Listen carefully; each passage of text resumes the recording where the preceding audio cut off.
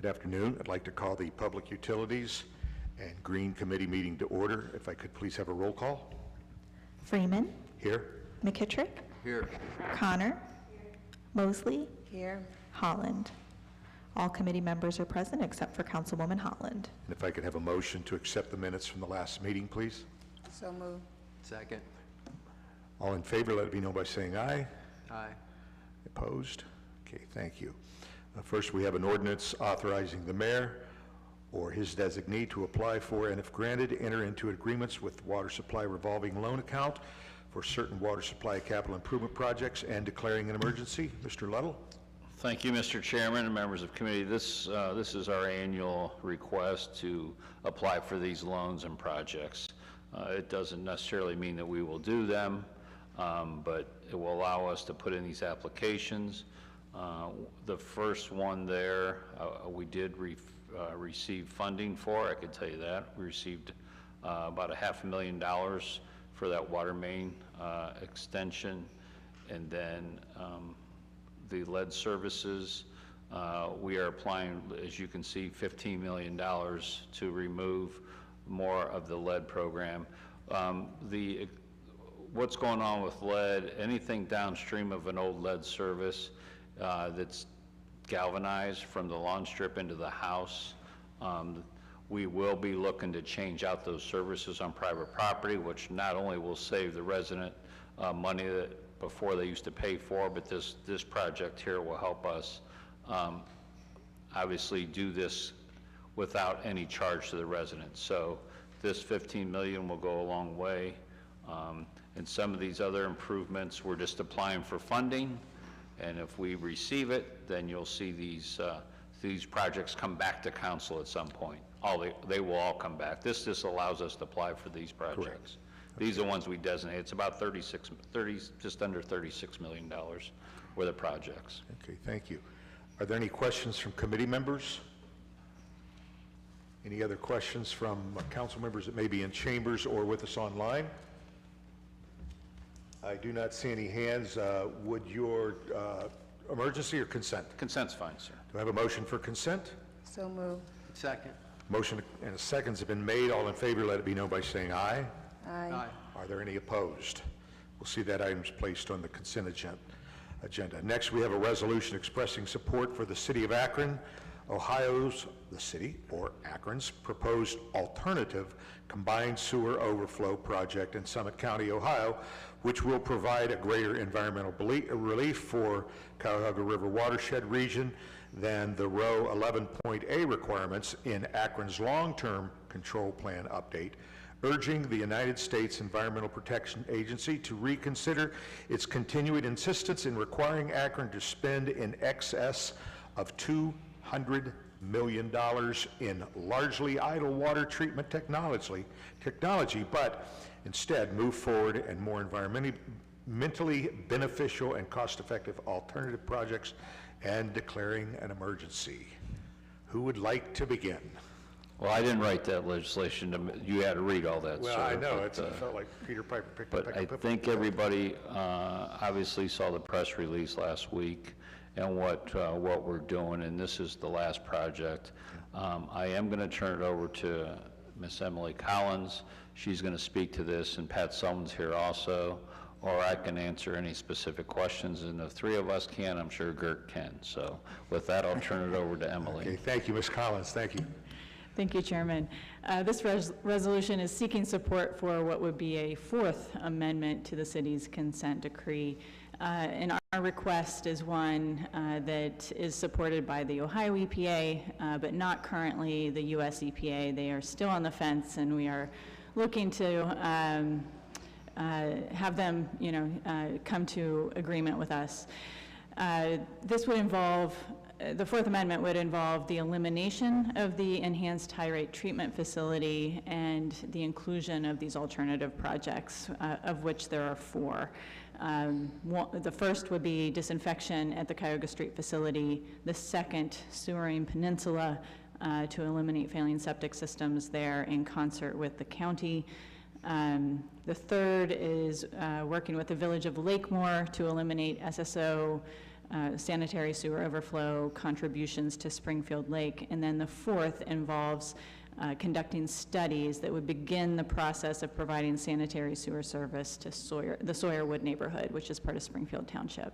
So we're seeking your support for that, and I can go into the reasons for our request, and I'll leave it up to the committee to ask, more detailed questions to the degree that you have them.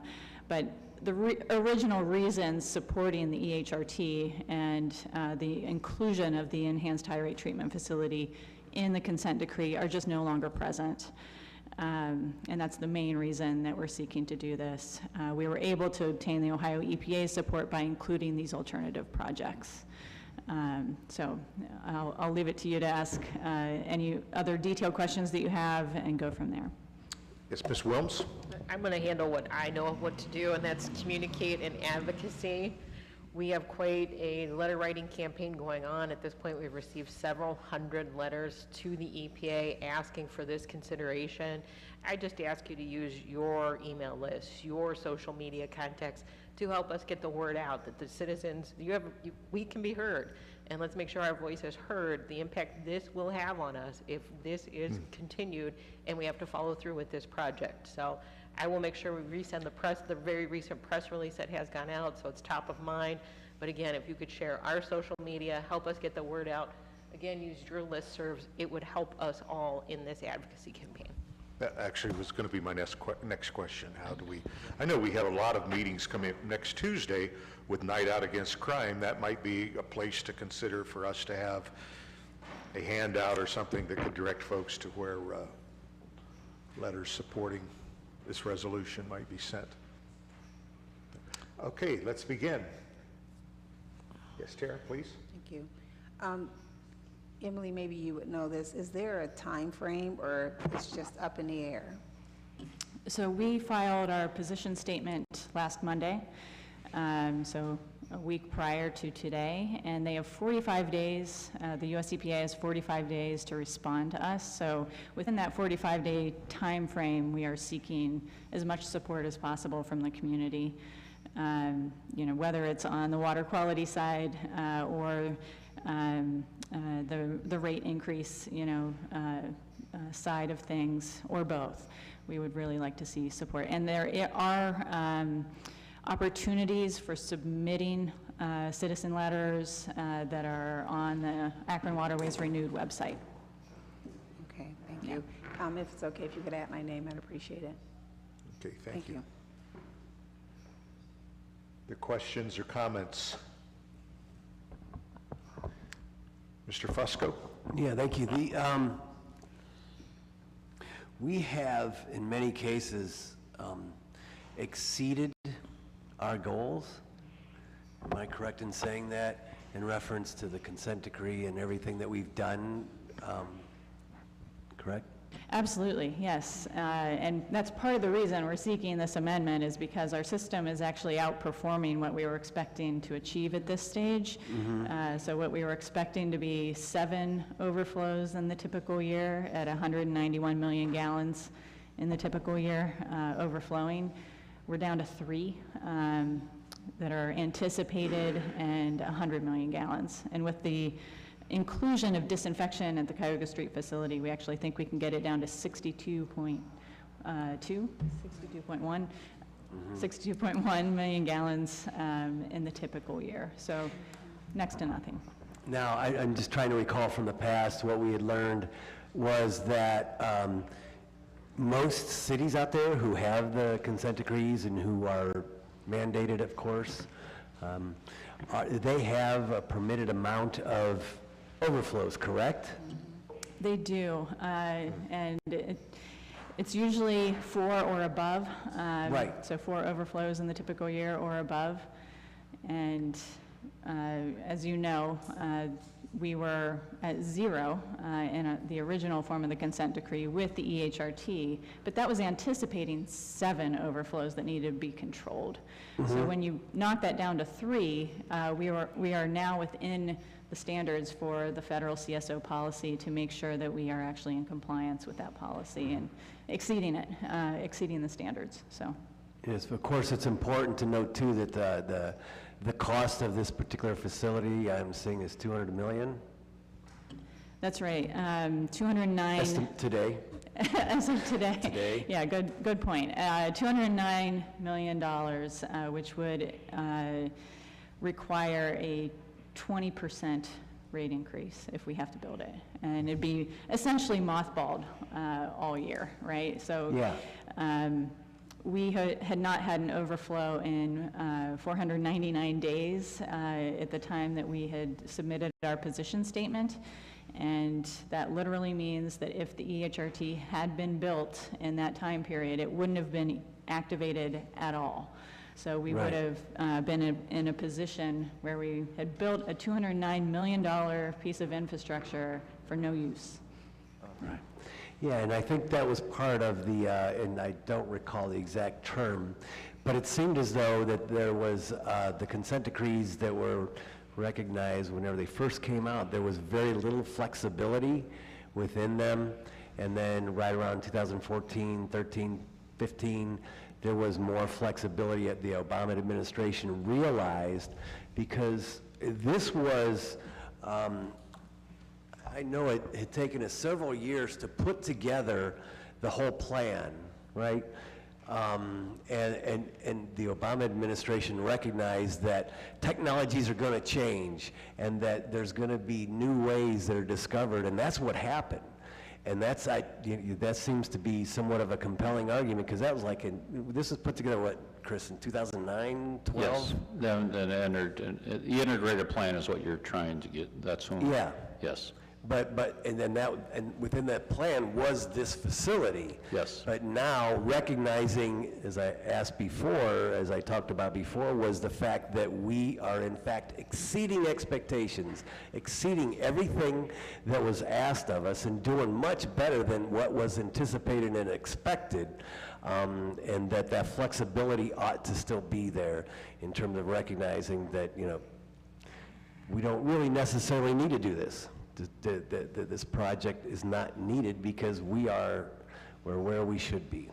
And it's going to obviously, in the long run or in the short run, really have an adverse effect on our ratepayers who are facing house payment, water sewer bill, medication, water sewer bill, and that's what's driving this whole thing, and that we need to really implore the EPAs about that. But thanks for all your hard work on this. Thank you, Councilman. Other comments or questions from any council members that are either in chambers or online with us? Sir, if I could make one more point. Yes, Mr. Little. When we talk about these overflows in sensitive waters, not only do we have Ohio EPA support, we also have Summit Metro Park support, and Emily has been meeting with the National Park, and they've been very supportive of this amendment. So these overflows do affect that, not only Metro, but National Park, and they see that this is a very de minimis return, and it also, they are supporting us in this endeavor. We've had some big storms in the last 500 days, as you all know. And as you remember, Councilman, over in your ward in 11, 12, and 13, we had hundreds of basements backed up. The other night, we had quite a storm. Last Thursday night, we had one call for service, and it wasn't that bad. And I got to give the lady credit. She goes, "Don't come tonight. It's raining too hard. It's not that bad." So it was nothing with our sewer system. It was mostly internal. But that's really been a benefit to our residents. So the money we've spent has been very fruitful, all the money and all the improvements we've done to the system, but this is such a de minimis return. This money could be spent elsewhere, but we can't even afford this. So with that, we will take any more questions if you have any.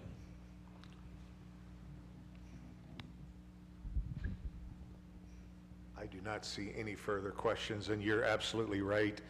That whole Mud Run area used to, when a big rain came, you just didn't leave home because you knew your phone was going to start ringing, and the problems have they've gone away. And I would hope like with this resolution and any words of confirmation we receive from national parks, are those going to be packaged and sent on, or are they coming in piecemeal? How's that happening? A little of both. We are advocating for other councils, county council considering this Okay. resolution, I believe when they come back from break. So just trying to gain that support, letters of support, our letter. But any way we can get the word, we are definitely passing that along for the federal EPA to consider. Okay, very good, thank you. Anyone else in the chambers have anything they'd like to add? All right, suspension of the rules okay on this? Please, due to time constraints. Very good. Looking for a motion? I'll make that motion for suspension of rules. Second. We have a second. All in favor of suspending the rules and issuing a favorable report, let it be known by saying aye. Aye. Opposed? All right, very good. We will see that that's passed this evening, and here we're going to, in just a few minutes, before we adjourn here, let everyone know that we will be looking at home repair, and ARPA, scheduled at 3, will be a few minutes late on that. Thank you. We are adjourned.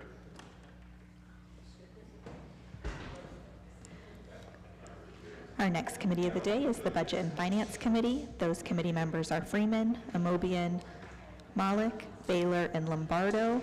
We do have all members present, and we'll get started in just a moment. Thank you.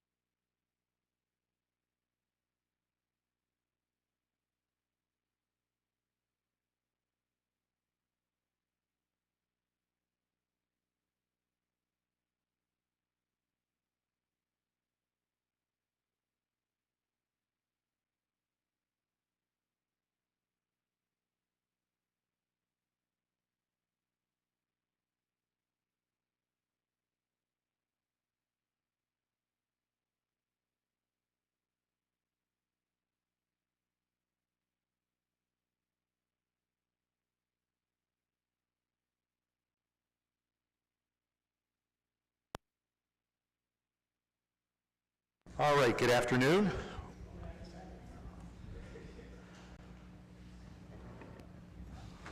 Thanks, everyone. We're going to hear about where the city is at with home repair and our ARPA dollars. Here's the way the committee meeting will work today. We're going to hear committee members will be able to address questions. If someone from the general public would have a question, I would encourage you to sign up. If you want to be online presenting, you need to do that by 4 o'clock. Help me out, Ms. Viviano. And if you would like to present in person, you will need to go to council office and there fill out a form, and you can speak this evening. But all questions today are strictly going to be from City Council, and we will then, at tonight's meeting, we'll then give the public an opportunity to address council. So with that, who would like to begin for us? If you don't mind, Mr. Chairman, I'd like to start. Please, Mr. Mayor. Yeah, I wanted to start. After hearing for a number of years about the condition of our housing in a lot of neighborhoods, obviously it's been an extremely important endeavor, I know, for a lot of you and for myself, about the condition of housing. And so to the state of this program, and I know historically the city has done a lot, and then we didn't do a lot for a lot of years, just because the resources weren't there.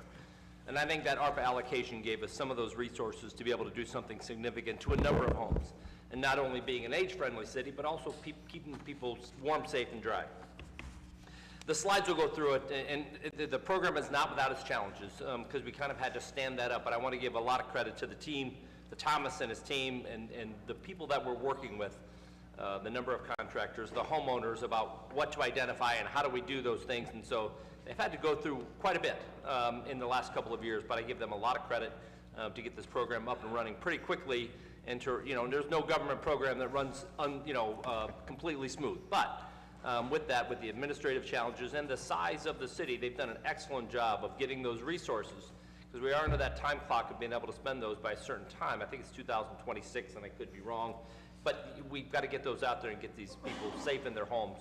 And so I wanted to make sure I thank the team, on record and in public. So I'll let Thomas take it over with the presentation, but I wanted to say thank you. Thank you. Mr. Tatum, thank you for being here. Good afternoon. Thomas Tatum. I am the Director of Planning and Urban Development for the City of Akron. And I also serve as the liaison between the city and the team at G. Stevens, Inc. for the Akron Home Repair Program. As you might be aware, we ramped this program up a little over a year ago. And basically, we went from 0 to 1 million overnight. And as all of you may know, if you've taken on any endeavor where you're basically starting from scratch that you have never done before, it does have its challenges, but like any other program, you try to identify what those are, you make adjustments, and hopefully your adjustments have bear fruit. I will hold reserve most of my comments after G. Stevens and his team make their presentation. But we did focus on a program using the ARPA dollars to keep dry, safe, and clean for the homes in the Akron area. And we have a number of items: plumbing, electrical, carpentry, landscaping, basement waterproofing, and handicap accessible ramps for the home. With that, I'll introduce you to someone that you know pretty well, Mr. Glenn Stevens of G. Stevens, Inc., to give you an overview of what they've been encountering with the program. Mr. Stevens, thank you for being here. Thank you. Thomas, you did tell me to speak into the mic, so is this okay? Can everyone hear me? Okay. If I can say for the folks that are online, you just really have to hug the mic. Okay. Yeah. I will try to do that. Okay.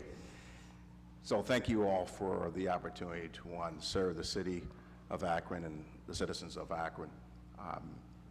Given this opportunity, I was excited to request, I think it was a request, that I be given the contract.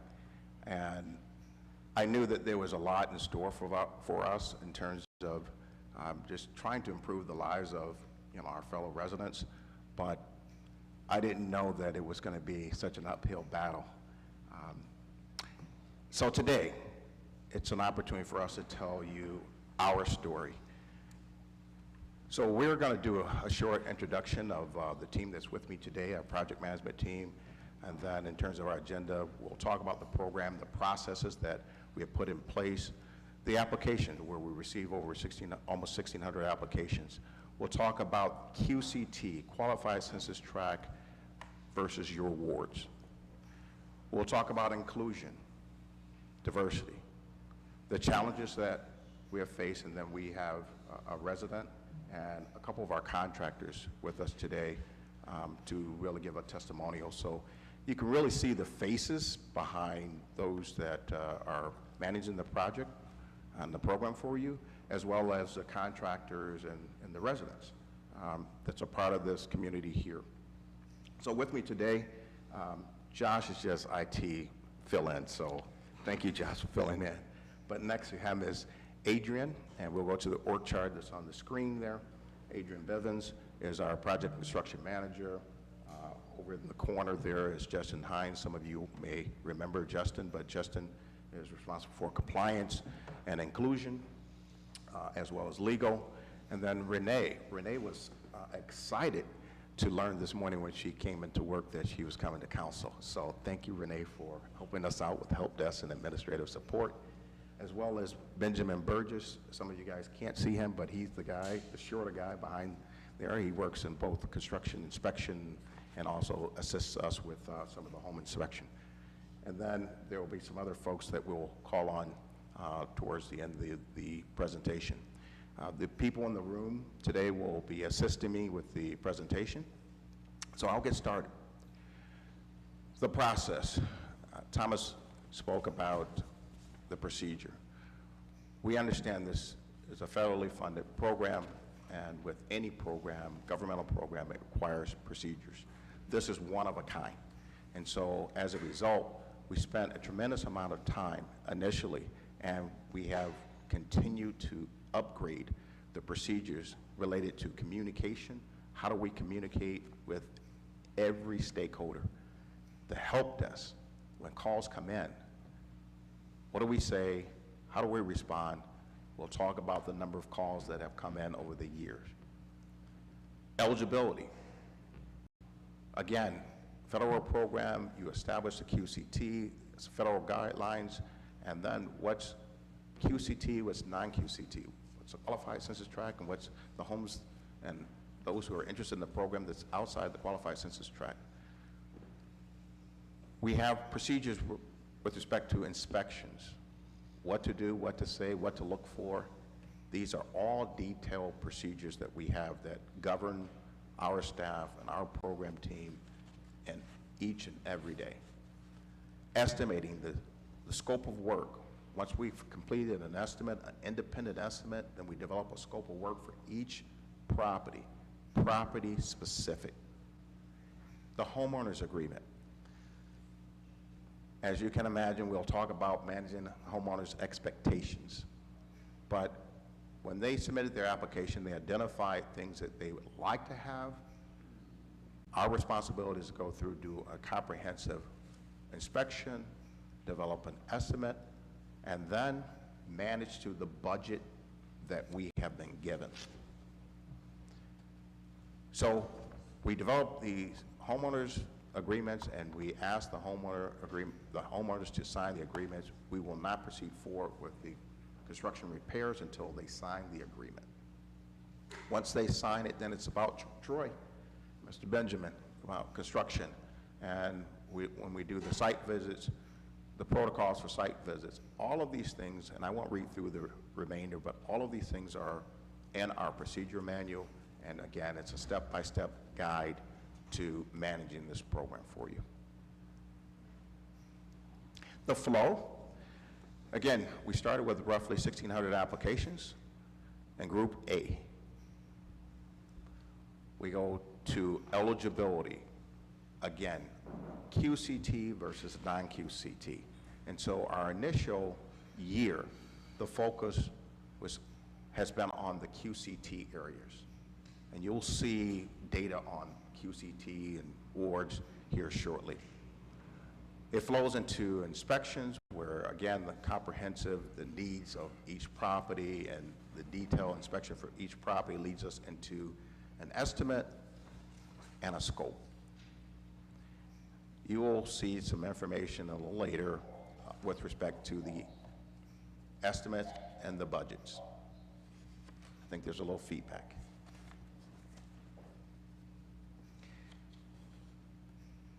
The reality is that the needs are very high in our community.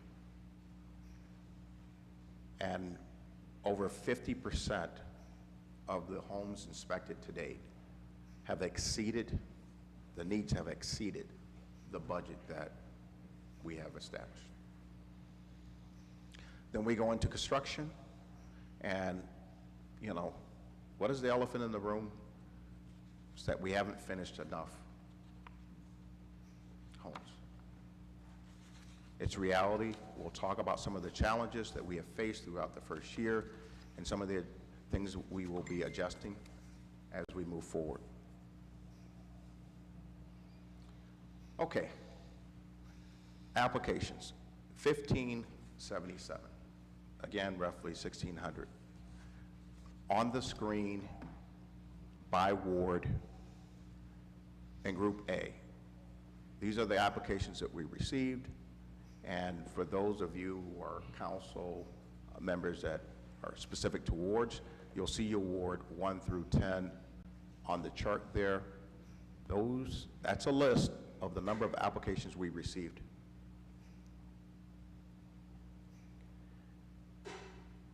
I'm going to turn it over to Adrian at this time to talk, present specifically on some of the information with respect to applicants by ward, QCT, non-QCT, and then he's going to ask some of the other G. Stevens staff to assist him as we move through the presentation. Hi, everybody. Adrian Bivens here, project manager and construction manager of the AHR program. On the screen, again, so our focus in year one was focusing on the QCT areas, which there's a couple tripods in the room that detail out the areas of each ward which contain QCT or qualified census tracts. And you can see the percentages about what each ward has. So again, our focus in wards 3, 4, 5, and 9 have the highest QCT areas, and that was our focus in year one.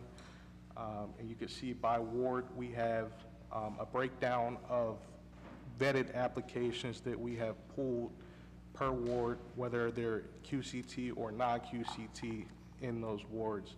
In year two, you'll see us shift more towards the other wards that are lower in QCT areas and percentages, and you'll see those numbers increase as we move through year two. The next slide is about eligibility, and we have it broken out what homeowners in each ward are eligible, ineligible, or applications flagged, and we have it detailed out, broken by ward, adding up to 259 applications in that chart below.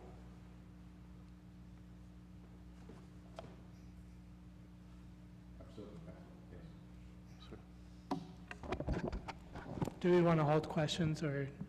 I tell you what, let me throw that back to you. You know the best point for break and asking questions. I don't want to interrupt the flow of thought, yet at the same time, if there's a question that needs to be asked. So can you kind of judge that from your? Yes, we have a lot of information to present. So if you don't mind, allow us to go through, and then we'll entertain all the questions. It's perfectly fine. Thank you. So probably, maybe I think I would suggest each and every one of us the question, and then maybe referring to the page in the presentation. Okay, because I know there's a lot here today. Thank you. Thank you. So help desk, in year one, we've received over 9,000 calls total. Incoming calls that we have answered are about 2,609. Return calls from callbacks or missed calls, we've had about 1,887. And then missed calls, we have 4,600. The average call length per call is about 10 minutes on average.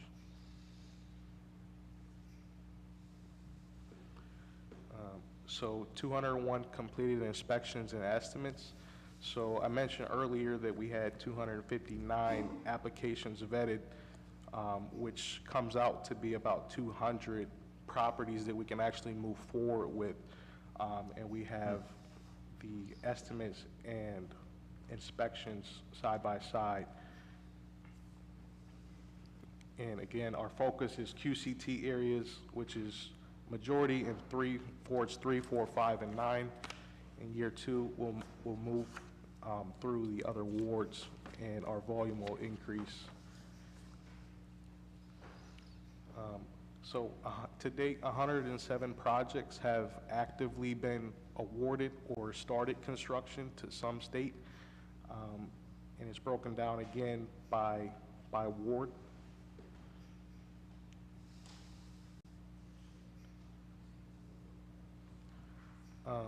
So I mentioned under those 107 projects, we currently have roughly about $1.8 million awarded in construction per ward. Now that could mean that the project is closed out. It can mean the project is currently under construction and there's open work. So that is a cumulative total of what we have currently awarded by ward. Here again, we're going to show the percentages by ward, and the information or the dollar amount per ward is reflected on the previous slide as well. So we have a breakdown of the dollars spent per ward.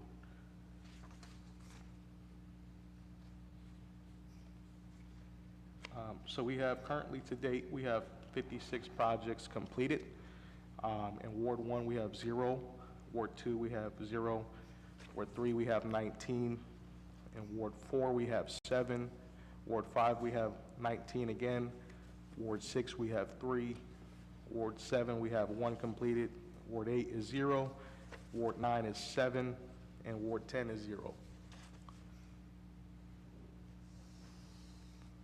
So now we'll get into payments, what has actually been paid to contractors and vendors. So we have about $1.4 million paid out in the program, which leaves us about $400,000 in open work currently. Again, it follows the focus in year 1 in wards 3, 4, 5, and 9, the highest QCT areas. And then we have the same breakdown for payments by ward. It will be less than what has been awarded.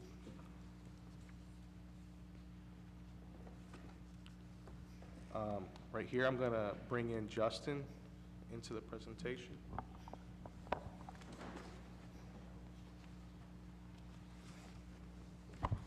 Good afternoon, Council. Justin Hines, G. Stevens, Inc. Aside from legal, I handle all things vendor, onboarding, all things compliance and inclusion. In that inclusion, we started tracking the goals and how do we structure our program goals.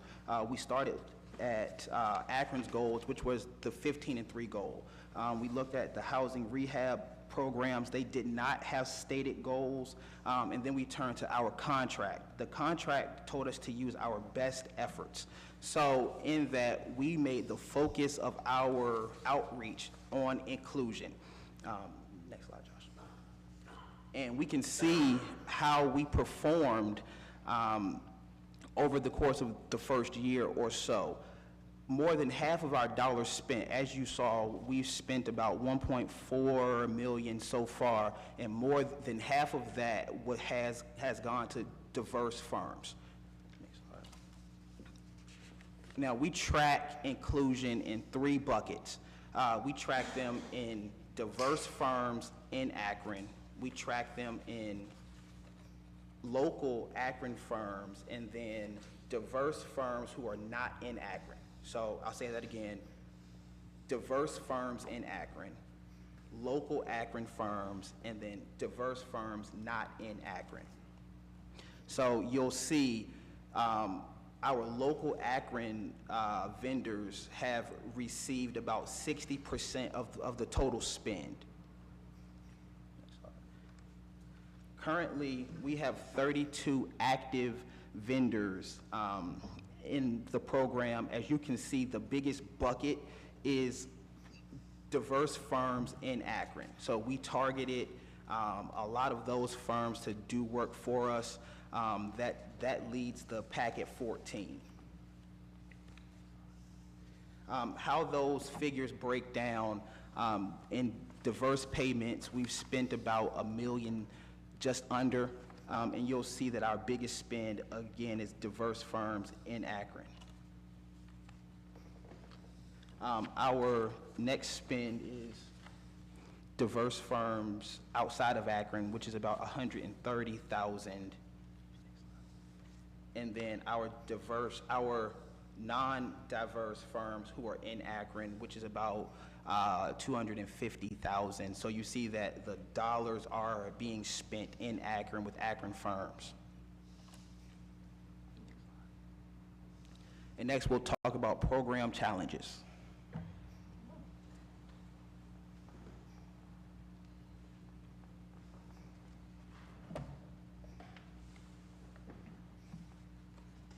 Good afternoon. My name is Renee, and I'm the administrative assistant to the program, basically. I try to help the rest of the team out with different tasks in that. One of the main things that I do is handle the help desk. It's my goal to return all phone calls within 24 to 48 hours, those that I don't answer. Unfortunately, at times, that goal is missed. The biggest challenge in communication that I find is everybody wants their homes to be fixed tomorrow. We want their homes to be fixed tomorrow. I'm trying to let them know a little bit about the process, the things in the background that are going on between each step of the process, what we're doing internally, and what we're putting together so that we can move them forward. So patience is a little bit of something that I'm trying to ask for, and letting them know we're getting to you. And then the other thing that we've seen in the last few months to have a huge increase is the citizens of Akron are still wanting to apply a year later.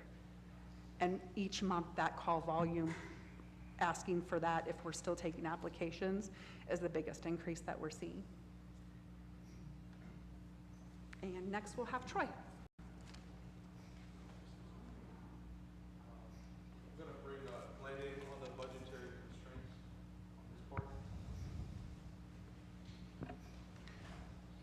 Okay.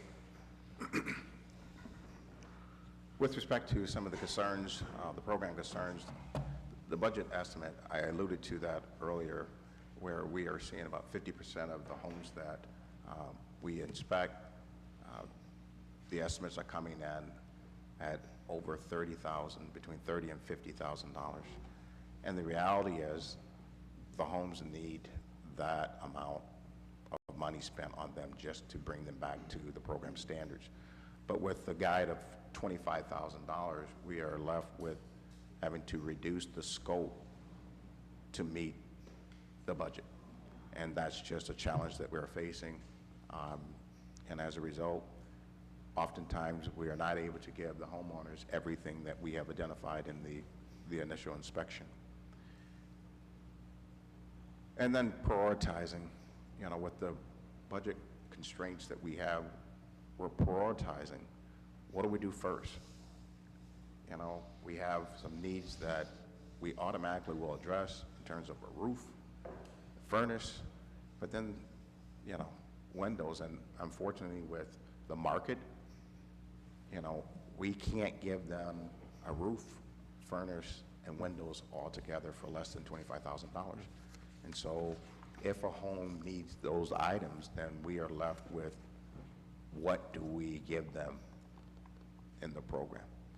So those are some of the challenges that, from a budgetary perspective, that we are facing, and we are dealing with them every day.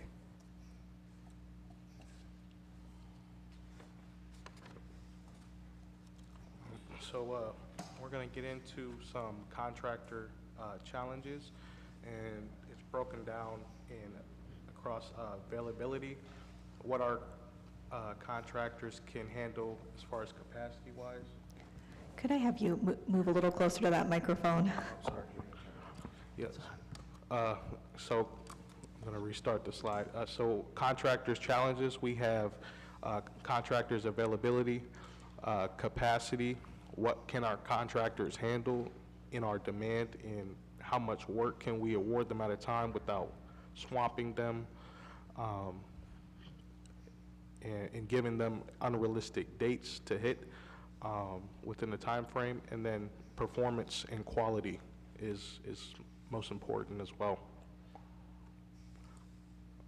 So contractors' capacity, so our annual contractor volume that they're currently hitting about is $100,000 per contractor in year one. In year two, we're expecting, if they can handle the capacity, we need these contractors to hit about $500,000 worth of work to perform. That is what this program is demanding. Okay. I would just like to make a couple comments here. The reality is that, with the exception of a few of our contractors, two of them who are here with us today, our local contractors, they do not have the capacity to ramp up to hit the numbers that we need for them to meet on an annual basis. Our local contractors in this space are smaller firms that the annual sales total 100, maybe $150,000. Well, we need them to do 3 times that. And so to expect those contractors to ramp up to meet the targets, to be in compliance with the funding in terms of the overall completion of 2026, we're going to have to do something different. And you will hear what we're proposing to do in order to meet the goals. But we want everyone to be successful. If we ask contractors to, triple their size, we're going to see poor performance, and we're going to see contractors failing across the board.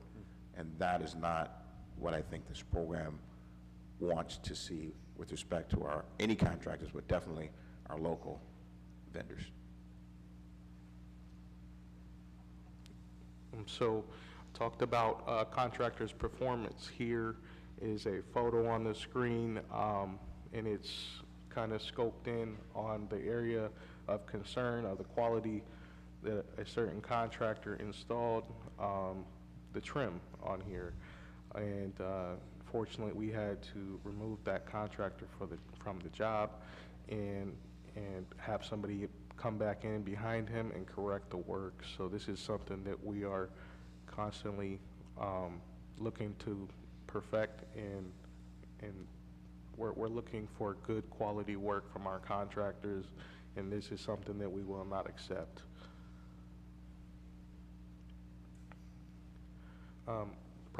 Other program challenges are managing homeowners' expectations, requests versus our program guidelines and what the budget allows per home. So like I think there's like, we went through like a quality control check last week of particular items to give homeowners. We don't want to give them the lowest quality item. We can't give them the highest quality item. So let's pick something in the middle that's within our budget guidelines, and something that is ultimately very much better than what they had before. So that's something we're always battling with as well, is sticking within the budget and our guidelines.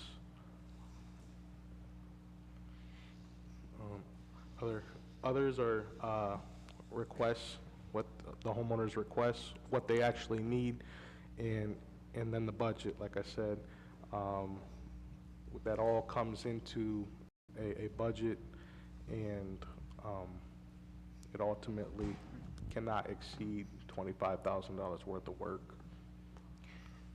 As you can imagine, every homeowner would like to have something special. And I recall early on, we had finished all of the items that we had identified that the homeowner needed to have done, and the homeowner proceeded to ask for a sliding patio door so he could build the deck and improve his home. We, of course, told him that we would not be able to give that to him, but it seems like every third or fourth home, a homeowner is asking for something beyond the program limits. So we're dealing with, you know, those requests as well. But we're managing.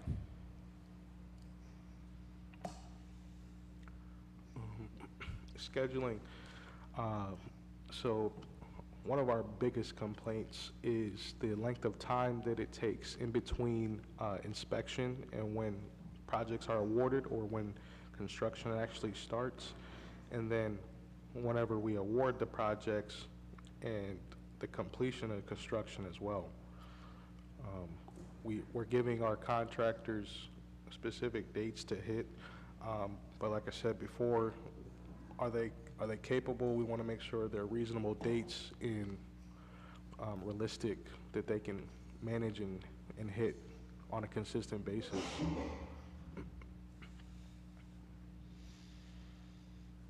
So, we have. Go ahead, Quinn. So moving forward, and I know we are probably pressed for time here, but we are planning to make some modifications. We have been talking with Thomas in our weekly meetings about what can we do to improve, whether it be our schedule, our performance with the contractors, but we're going to modify the initial home inspections so that way the length of time between inspection, award, and construction is shortened. With respect to our contractors, the reality is we don't have enough contractors, and we're going to have to go outside of our community to bring in contractors to, one, increase the volume of work, and as a result of bringing in contractors from outside of the area that work in residential. There are contractors in our community, but not every contractor works in the residential space. And so as a result, we had an outreach, and we're modifying the program, adding general contractors. We pre-qualified them so we can give them awards of about $300,000 per award. So rather than an individual property, they will be receiving about $300,000. And we're anticipating, based on our projections, that will help us get to $4 million, $5 million in a year, as opposed to the roughly $2 million we did this year. With that being said, whenever you make modifications, something must give. And the reality is, if we are invited back a year from now, we are predicting that our inclusion number will decrease because the contractors that are available and have expressed an interest that are outside of Akron, that are not our diverse contractors, if they take on the volume that we need for them to take on, then our percentages will decrease. But the reality is, at 50%, it's higher than most of the goals that the city have established to date in any other the departments. So with that, we're almost at the end. I think we want to show you a couple pictures, highlight a couple pictures of projects under construction. Troy, if you want to talk, and then bring forth your contractors.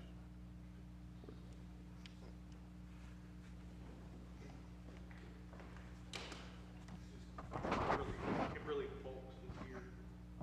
She's going to give a testimony of... Excuse me, could you speak into a microphone? Those online won't be able to hear you. Thank you. Sorry. Kimberly Folks is here. She's here to give a program testimonial, and she lives at 610 Bellevue in Ward 3. Is this okay? Good afternoon, everybody. I sure appreciate this program. I've been suffering with that wall for about 20 years.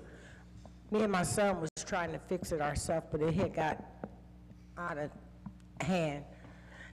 It had completely buckled on me. The whole side of my house was caving in. I just want to thank everybody who had a hand in coming out, helping me get this back, because I just knew I was going to lose my house. So I really appreciate this program. And we do need this program, because it's a lot of people that suffer like I did for 20 years with that, like that. And I'm truly grateful, and I just say thank you. Congratulations on your new wall and your new driveway there. It looks wonderful.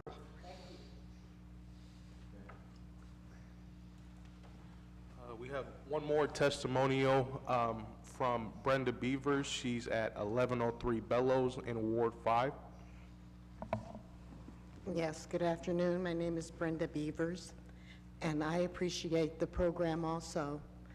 I had been given the house from my mom passing, and it was our family home. And all the repairs that have been done has been an asset to me to be able to still continue to live in the home. And I am very thankful for all of your help. Thank you very much. Good afternoon. I'd like to brag about a couple of our contractors. The first contractor is DC Heating. It's an Akron-based certified minority-owned company who has been in business for 40 years. With 35 years under the present name, DC performs seasonal and emergency repairs within the program.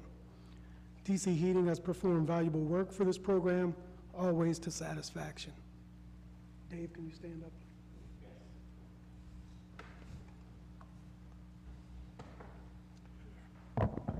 Excuse me. Good afternoon, committee. Good afternoon. I'm Isaiah David Cheatham, president of DC Heating and Cooling. I started this business back in 1983. I was one of the first minority-owned black companies that was licensed in Summit County. I'm the first one. How I know that is, the teller that used to take my permits, she says, "You're the only one we have." And I said, I took pride in that. So I've been in business for quite some time, about 40 years. And the majority of my work is government work. I work for Portage County, Summit County, Stark County, Mahoney County, under this program, weatherization. That's pretty much my bread and butter, and I have other stuff also. But I've learned that the program gives a lot to the customer, and I give a lot to the program itself with my guys. But I'm saying that the fact that if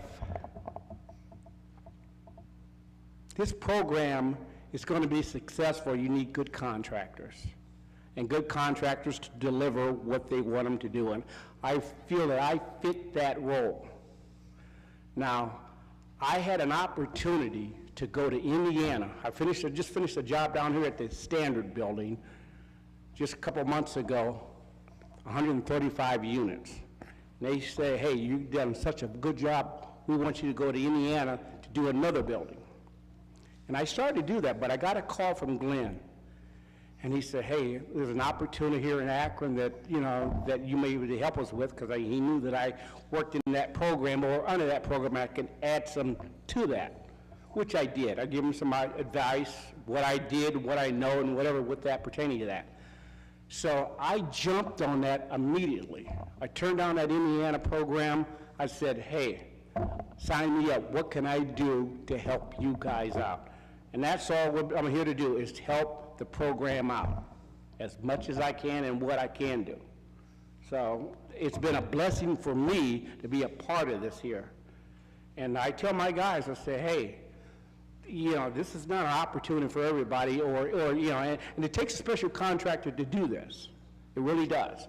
You know, they got to know what they're doing and how to do it. So I feel, again, I fit that bill, and I can, you know, deliver what they wanted to deliver.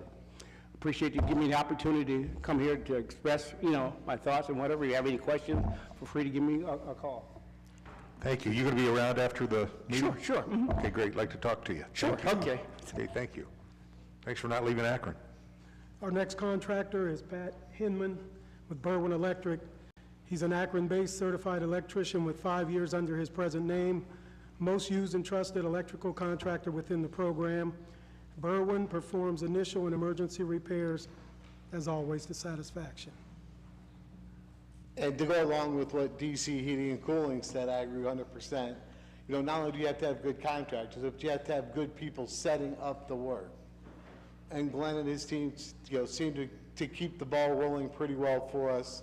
You know, this was a great opportunity that came forward, and Glenn called me, and someone, you know, I really appreciate it. And the biggest appreciation is the people. You know, when we go to someone's house, when, you know, God, I had a lady bake me a lemon cake. I mean, you know, I've gotten thank you cards from people. I mean, that helps you out. I mean, that makes you feel a lot better about helping people in your own community, because my company's in Akron and I live in Akron. So it's important to me to you know, help Akron out and the people in Akron out. So I appreciate your time. Thank you. Thank you. Okay. Last but not least, we are prepared to offer you all tours. If you are really interested in learning more about the program, we would like for you to sign up, and I'm not sure, Mr. Freeman, if they would sign up with you or Council President, but we are targeting 2 dates, September the 20th and the 27th. We would like to take you on a home inspection. We'll be performing more inspections at that point in time, or a construction inspection, your choice. But we'd like for you to see the work that we're evaluating and the work that our contractors are performing. So with that, I think that concludes our presentation, and we'll answer any questions that you all may have at this time. We'll see to those dates, and thanks for the photos. Back when Mr. Wolford was here, we used to always get pictures of projects that had been accomplished through CDBG funds. And it was always good to put something, you know, to make a connection there. So, yeah, all the pictures we can get of these projects, I think everybody'd like to see those. All right, I'll come to Ms. Amobian. First of all, thank you very much for the presentation. And I want to make something very clear, that my criticism at the previous meeting was not necessarily of you. I'm just trying to find out what's going on. And I think you provided that picture for us today. Let me ask you this. Now, when we heard the presentation several weeks ago, we had completed 43 homes, and it was an average of like 16,000 and something. Now the completion is, what was it, 70-some? 56. 56? Yes, ma'am. Completed, and is averaging more than the 25,000? Point of clarification. Yes, 56 have been completed. Adrian indicated that there are 107 under construction.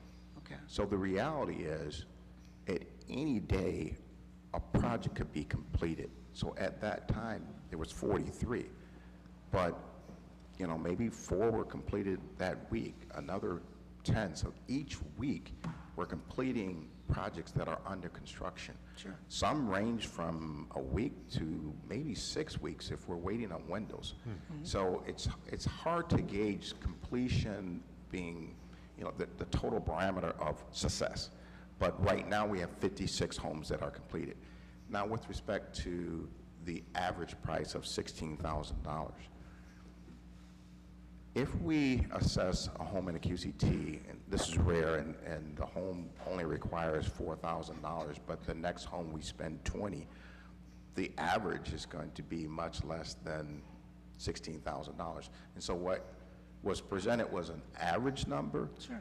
but I indicated that 50% of the homes that we have performed inspection on, which we have 201 homes that we have inspected, 50% of them have exceeded the $25,000 threshold. Okay. So it's, the numbers are average, but we have detailed numbers on every property. And you can see those numbers at any point in time you desire. So the need is exceeding the 25,000? Exceeding. And basically, when you go in, I was just listening to the primary repairs, the roofing, the furnace, the windows, and those kinds of things. They are exceeding $25,000 to do those.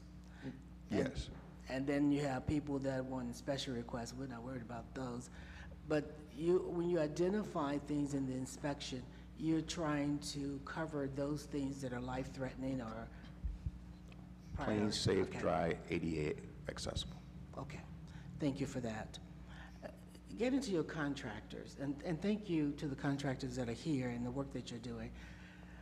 When you hire a contractor, they generally have to have approximately how many workers are we talking about they need to fulfill their, what are they averaging? It varies. Some of the local contractors that were in their first year, second year of business, they may only have 2. Okay. We want everyone to have an opportunity. If they're interested in working in this program, we're trying to find a place, especially if they're local contractors. But, you know, contractors like DC and Berwyn that are 5 years, 40 years in business, you know, they may have somewhere from 5 to 10 employees. Well, we need them. But, you know, a variety of contractors have expressed an interest. We have brought a variety of contractors into the program. The reality for us, though, is that the local contractors, other than Berwyn and DC Heating, they're probably about 2 to 4 persons max. Okay. And so it makes it challenging for them to, again, get to that number of $300,000, $400,000 on an annual basis when they, you know, currently they're doing like $100,000, $150,000 a year. Now, do these have to be licensed individuals to work on this project, all of them? It truly depends on the trade, but again, in David reference, you know, when he submitted his permits, you know, for the skilled trades, you know, plumbing, electrical, HVAC license. And then it's on us, and this was the commitment that I made early on, is that we wouldn't compromise quality. So it's on my team, Troy and others, and Adrian that are going to the field to make sure that, you know, the walls are installed correctly, the correct material is being used, you know. So we have support from the building department when there's work that we're performing that requires, you know, a license, you know, and a permit. But we have both in the program. Some that require permits and licensing, and other work that's just, you know, the best effort and industry standards. Can they work under a licensed person? This is interesting. No is the answer to that. Okay. We had a situation with a contractor that wanted to perform work that required a license. They wanted to perform, I think, some electrical work. And the response from our team was no. We want a licensed contractor performing licensed work. Any work that requires, could be detrimental, we want someone who is licensed performing that work. One of the reasons why we brought on DC Heating, Cooling early on to our inspection team was because of the incident that this community suffered last September at Timber Top. And so as a result, we made an immediate adjustment. We wanted to make sure we had the right person, the right team, helping us inspect every home with respect to the furnaces. And I'm just thrilled because not only is DC Heating assisting with the inspection, but when they go in, they are also checking the smoke detectors. And if a home does not have the proper smoke detectors installed, while they're doing the inspections with us, with my team, they're installing the smoke detectors. Those are things that you don't hear about, but those are some of the things that we're doing with respect to the program. Thank you. Now, Mr. If I may interject on this point about the contractors, with every ray of sunshine, there's got to be some rain. And my role as liaison has to be that grim reaper. Because if anything happens with this program, the ramification comes back to the city. So therefore, what we haven't had yet is a monitoring visit from the feds and/or the state of Ohio, which I anticipate will be coming soon. So it is imperative, and if anyone wants to add blame about why this program is taking the way it's taking in terms of its speed, is because my experience in dealing with these emergency funds over the past 30-plus years is it's easy to set some of these contractors up to fail if they're not experienced in dealing with the federal government or had these guidelines on how to spend these funds and doing it correctly. If they aren't licensed, if they aren't prepared to deal with the volume of work or the work that needs to be done to the parameters set forth by the inspectors, and we have a lot of work coming back that we're getting complaints on from the property owners, or we're getting complaints on when we have these inspections done by the monitoring visits or the audits, that comes back to us. Therefore, we're liable to a number of different penalties come along with that. So, yeah, I've been on Glenn's team, but they have been brilliant in dealing with this, is if they need the bad guy, it's got to be me. If there's a contractor out there that just wants to be a fly-by-night and be involved in this program, they're rejected. They have a set of parameters they must adhere to. Just like my experience with the lead program, we have some folks we have to remove because they're a detriment to the program. So if that's my role in this, I have no problem doing that. But the other part is that we keep saying, and to Glenn's team, they've been very good at this, the idea about diversity, equity, inclusion, that's all correct. But remember, the overall goal with this program is to repair Akron homes. And Glenn's absolutely right. The inspections that we have coming back are exceeding the $25,000, but we cannot cross that $25,000 threshold because that will kick in lead regulations. And a majority of the contractors working in our program right now do not have the lead certifications or the EPA certifications that are required for that. Or nor are we doing the inspections that would require lead mitigation. So that is what I wanted to bring up regarding the whole realm with contractors and why we need to vet them seriously before we have any negative drama that happens. My last question, Mr. Chair. The ARPA dollars have to be spent, all of them, by the 26th, December 31st, 2026. Is that Correct. And they need to be obligated by 24. Correct, and 24. Okay, thank you very much. Okay. Excellent presentation, thank you. In order, I'm going to come to Mr. Malik, and Ms. Lombardo, and Ms. Mosley. Thank you, Mr. Chair, and thank you to everyone who presented. I have a number of questions, but I'll try to keep it limited because I know we all have a number of questions. Two things just at the start. I really, want to thank everyone for their work. Clearly, there have been a lot of challenges, but I think that's true with any project this size. And I really think that, Mr. Tatum just made the point, the priority here is repairing Akron homes. I think the goal of that is critical. It's a good use of ARPA money. The challenge before all of us, I think, is figuring out how do we take the lessons from year one and then figure out where the program goes from here. And then tied in with that, so none of these questions are meant to be critical or reflective poorly on the work that has been done. There was one slide that talked about ineligibility. What are some of the most common reasons for ineligibility that we're seeing? The program applicants exceed the dollar threshold, so we have a guide that's posted everywhere in our building.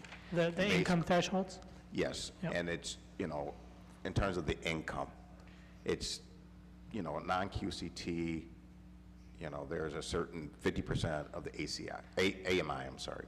And then for QCT, if you're in the QCT, which is the color-coded area, kind of gray, blue, I'm colorblind, but area, if you're in the QCT, there's a guide in terms of your income. So the eligibility, the first thing we look at is income.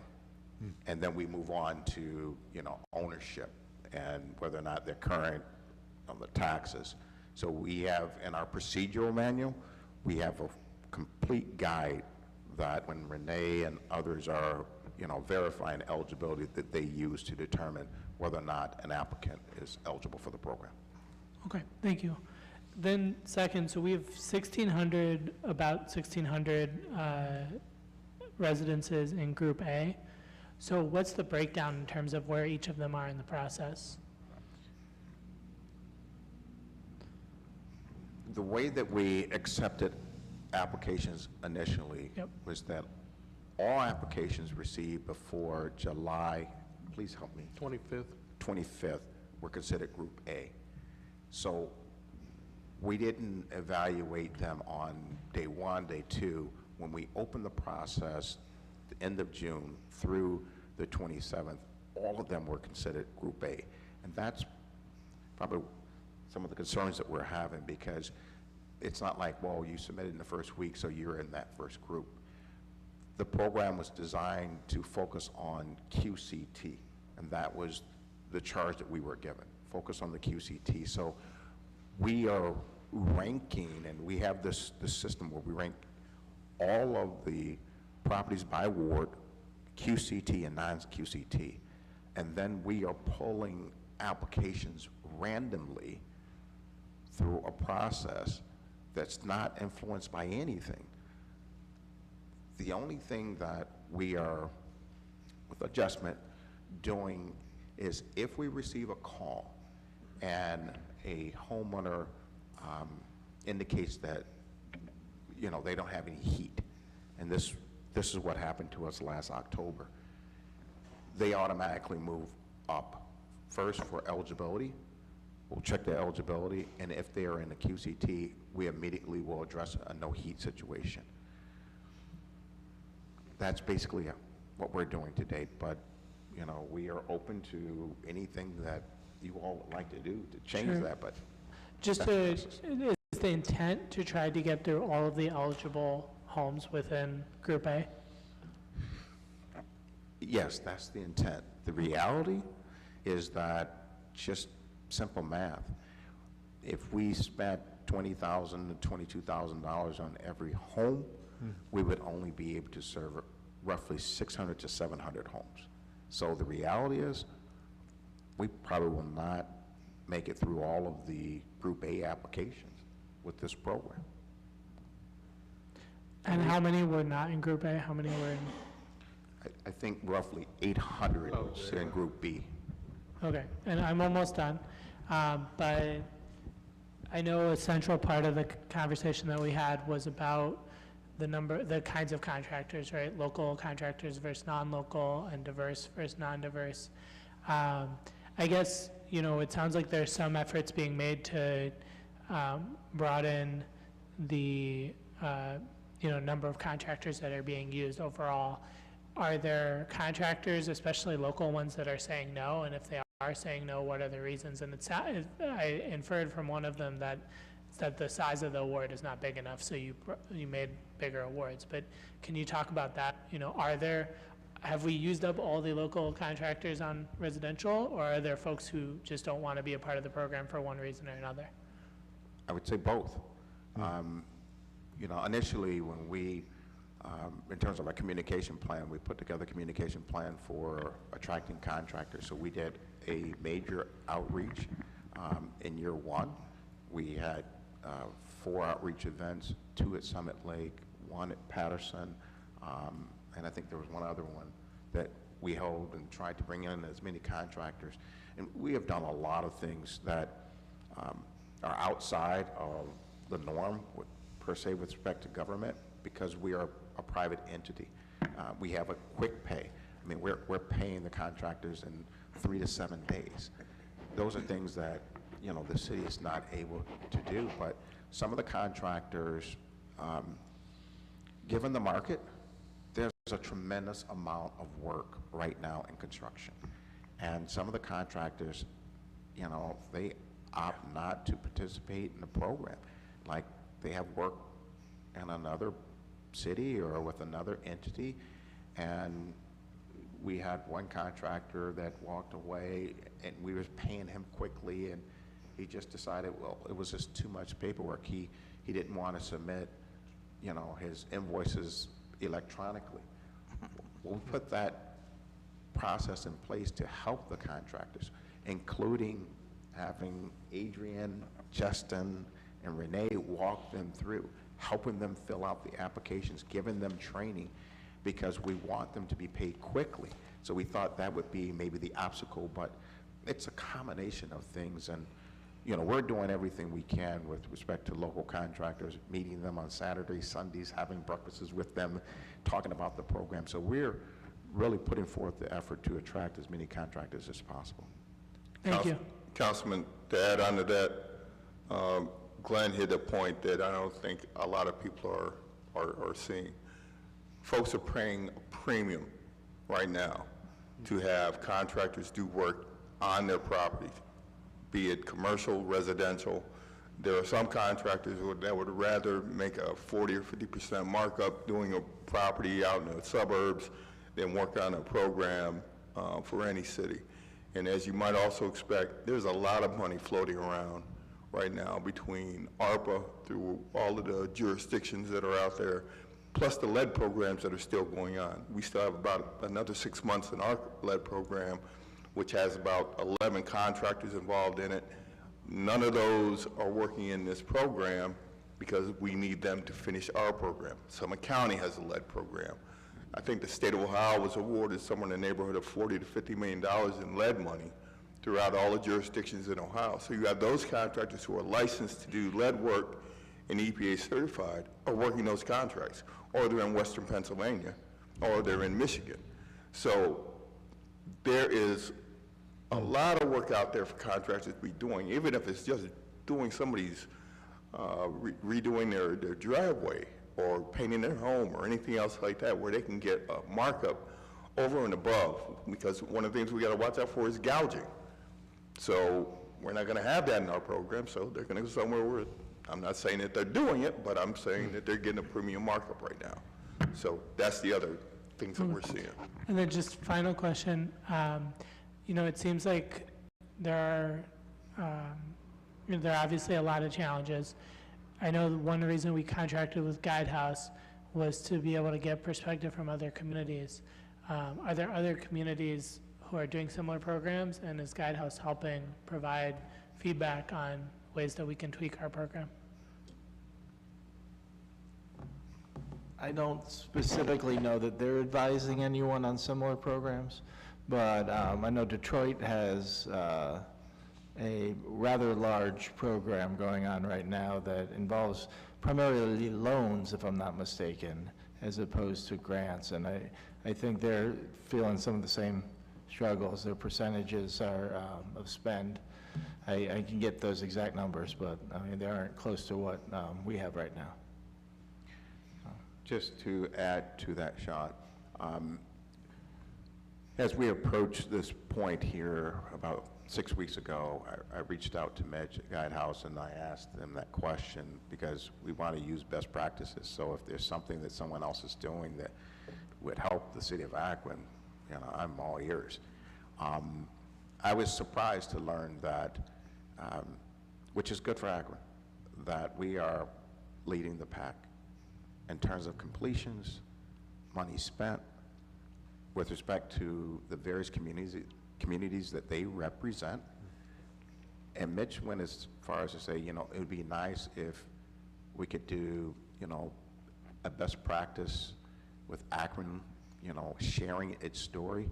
So we're concerned about our numbers, and we definitely want to increase our numbers of completion, but from what I understand, whether it be Michigan or over in the Baltimore area, Mitch mentioned like 3 or 4 different cities, and he said that Akron is outpacing everyone, including your sister up north. We'd seen some things from that vein as well, so. I will come to Mr. Lombardo now. Thank you. First of all, Mr. Stevens, this presentation was awesome, with a capital A. I learned so much. I just knowing that, what you have to go through with, getting contractors and contractors that, like you said, don't have the capacity to ramp up.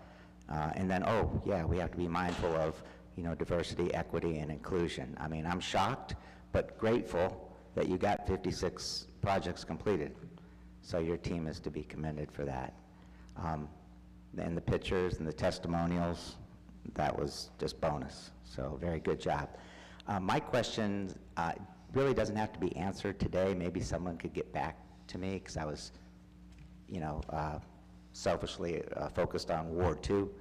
But I did see in around the 5th slide, something around there, I'll just read some numbers. I know that there was 129 applications in Ward 2.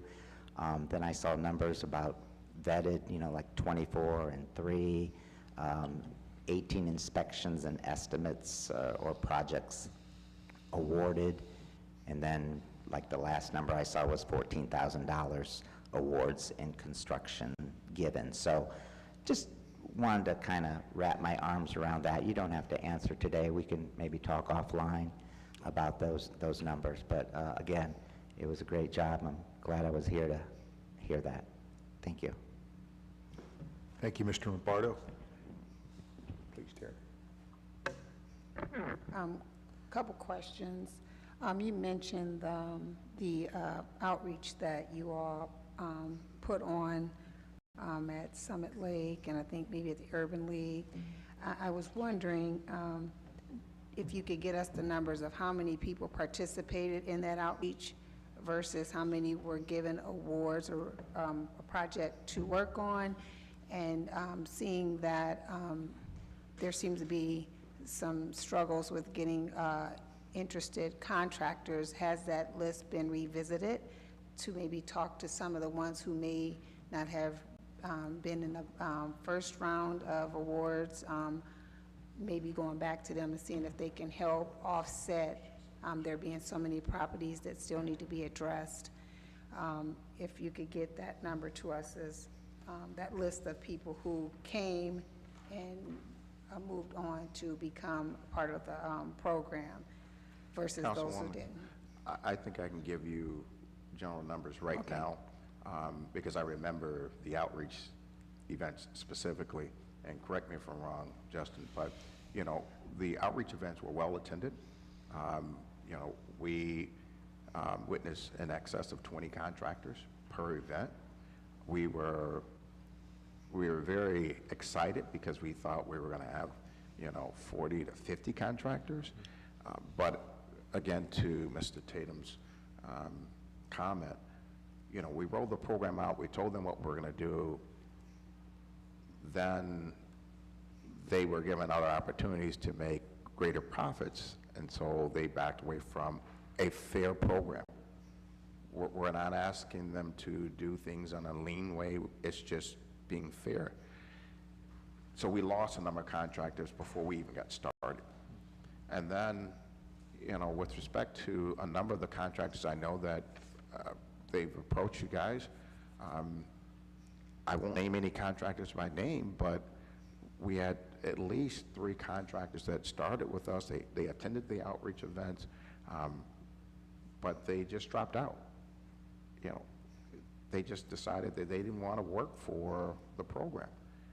It wasn't about the payment, because as long as they followed all the rules and everyone had the same set of rules and requirements in terms of submitting their application and their account number so we could deposit the money, they just, for whatever reason, just decided they weren't going to proceed forward. And I participated in a meeting with Sean back at the end of last year, and at least 5 of the contractors I know that have been speaking with you guys were at this meeting. 3 of those contractors, 3 of 5 contractors were in the program. Not one contractor, well, only one contractor is still in the program. And I don't understand why. I don't. But I do know that we must complete the repairs. So we must do something different. So to piggyback off of that a little bit, has there been an appetite to go back to them now that some time has passed? And maybe some of those who came to the initial meeting, maybe if they didn't have the license, but they have the skill set, maybe working with some of them to get them the licensing that they need, just so we can make sure that they're under the federal requirements. I think that would help as well. And seeing that you have done your part to hit the diversity that most of us would like to see happen, you've done your part. Now I think it's time for us to move past that, because we have so many residents who are still waiting on their properties to be addressed because they've received the award. So I would hate to see all these residents being held up because we want to keep hitting diverse numbers. If you've done your part to try to bring diversity to this program, and now we're past that, this is a lot of people still waiting. I'm getting the calls all the time, even outside of my ward. We've done our part, and none of us can be shamed for not hitting diverse metrics when you've done your part to do that. And if that means we have to go outside of the city, which I totally don't like to do, but we have residents who are in dire need, we just have to do that. The winter is coming. I'm sure most of these older homes, it's about their furnaces, it's about their roofs. And even when you talk about that $25,000 that has to be hit, now you have to talk to them about priorities. The priority is you need furnace, you need a roof, and that's what we can afford. Sometimes you just have to have a hard conversation with them, but we have to move past the diversity. That's just my take in order to get this addressed, and maybe going back and talking to people who may just need some licensing to help you reach those numbers. On top of that point, Glenn brought up a good thing. One of the things that we looked at doing is, going to your point on that, was I noticed in our program, with the lead program, there were a number of contractors who have been longtime contractors in the lead program that were no longer bidding on lead work. They were either tired of all the lead regulations that they had to deal with, or they were getting older in the game and wanted to stick with either commercial work or some lighter work with residential, where they didn't have to encumber the lead rules. So what we did was we reached out to them, as Glenn stated, vetted them either through, they've already been vetted through our lead program, or Glenn has vetted them through working with the ARP program, 8 general contractors. We met with them last month, and I believe you're going to start contract work with them very soon.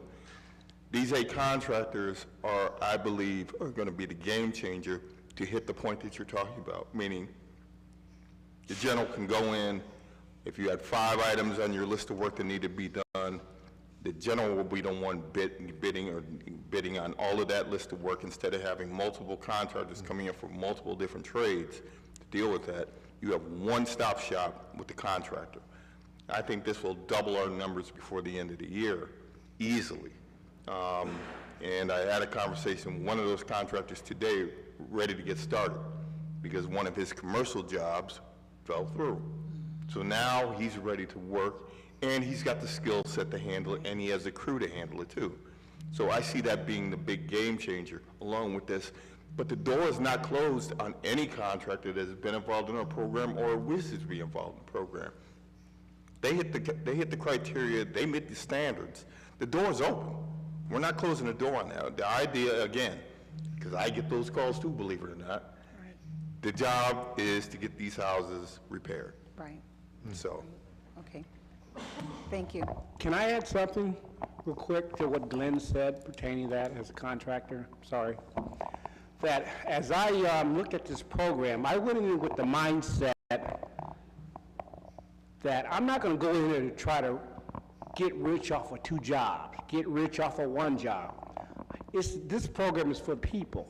And there is a fair amount of work for your contractors in volume that they can offset that. And that was the mindset I always have had to serve the people, because if I take a lot of money, they have little money to put in their home. And that's not my mindset, is to help the people in the program. Thank you. Okay, thank you for those. Those are some good comments. Thank you very much. I'll come to Ms. Amobian. I just have two more things I want to ask and to clarify. Under your communication area, I don't know how much resources we have. If we could add some additional, because that seems to be a real critical piece, to get to as many people as we can, to let them know what is going on, help them understand, and that may require a repeat call, because those are the folks that keep bothering us about the program, and I don't know what to tell them. Also, to get back to some of these contractors that we are not using, for whatever the reason may be, I don't know if we need to add more money to the program to do that, more bodies from somewhere, volunteers, or I don't know, but that seems to be a real critical piece, communicating with the folks. Now, I think I heard somebody say that you're still receiving applications. Was that, did I hear that? We are not receiving applications, but The program is? the request, no, the program is not receiving applications. Okay, people, okay, so we have stopped receiving applications. We stopped receiving the applications originally July 25th of last year, and then it was extended about a month, so we stopped receiving applications by August 31st of last year. Okay. Supposedly, but I know there's still folks sending them and just hoping that they get lucky. Okay, I just want to make sure, because if we are fortunate to get through Group A, that's going to require a lot of prayer and extra bodies and extra money, and thank you for your creativity, and hopefully, as Councilwoman Mosley indicated, I too am in favor of as much diversity as possible, but I know people want their homes prepared and repaired for the winter. And a lot of folks have been sitting on this. So whatever you need to do to get the work done, as long as we are communicating clearly with people what we're doing, particularly these contractors, whoever they may be that were not eligible or now eligible, whatever the case may be, if we can get back to them and let them know what's going on, because those are the calls we receive. Again, thank you very much for your work, and thank you very much for the presentation. I think you've enlightened us all. Thank you. Thank you. Let me go to Mr. Neal, please. Thank you, Mr. Chairman. And I apologize if some of the quick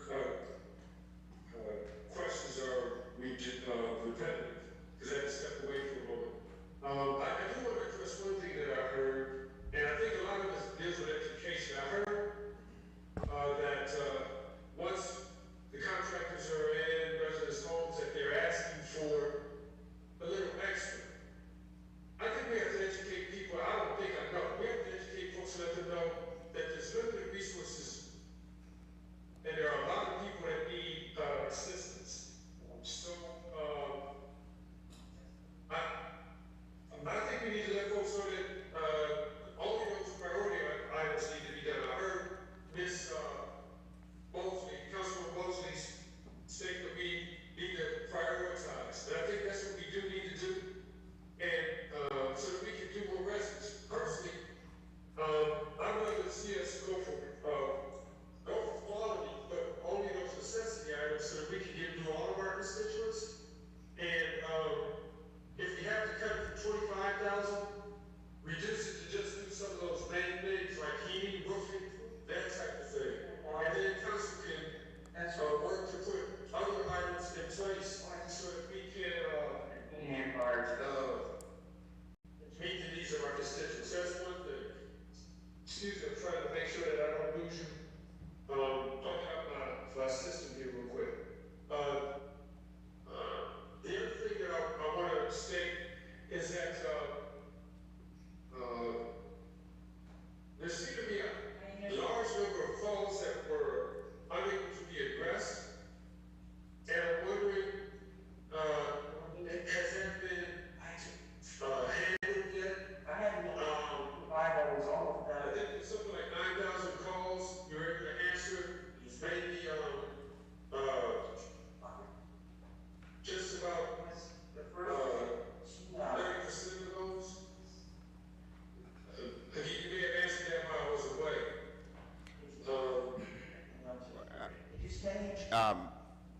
with respect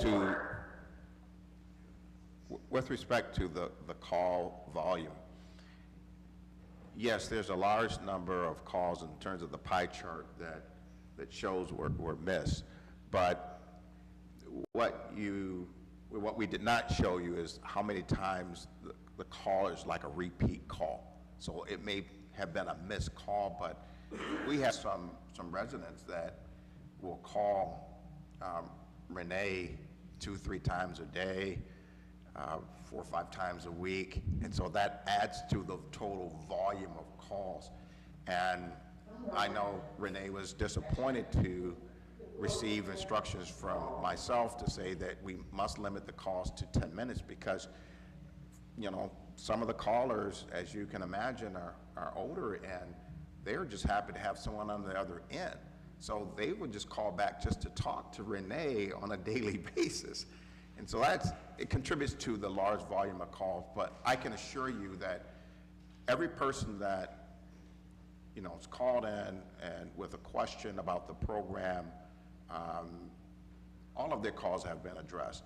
There may be 20 calls from Friday, Thursday and Friday that maybe we didn't get to, and the only reason why is because we were preparing to come here.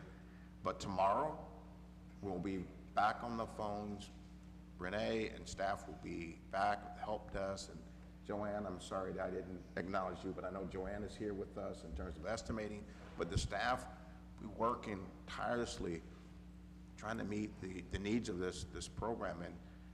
And I too, I thank you all for the compliments that you extended my staff, but I'd like to say to my staff publicly, thank you guys for Fridays, Saturdays, Sundays. Thank you guys for the commitment you've made to this program. Thank you. I think everybody over here wants to say thank you too, because when was the last time that you handled an ARPA project this size? It's new water for everyone, and I know a dollar spent on a program like this is not nearly as easy to spend as a private dollar, and we appreciate you keeping us out of trouble, all right? And I think we're going to see better housing in Akron, but we know that, and I know Mr. Tatum in all his years and everyone, these dollars do not spend early or easy, so we appreciate that work. So with that, I think we're moving on here. It's 4:30. I believe it's time to adjourn. Thank you, gentlemen, ladies. Thank you so much, and we will adjourn. Thank you. That is the final committee meeting of the day. Council will meet at 7 p.m. tonight. Thank you.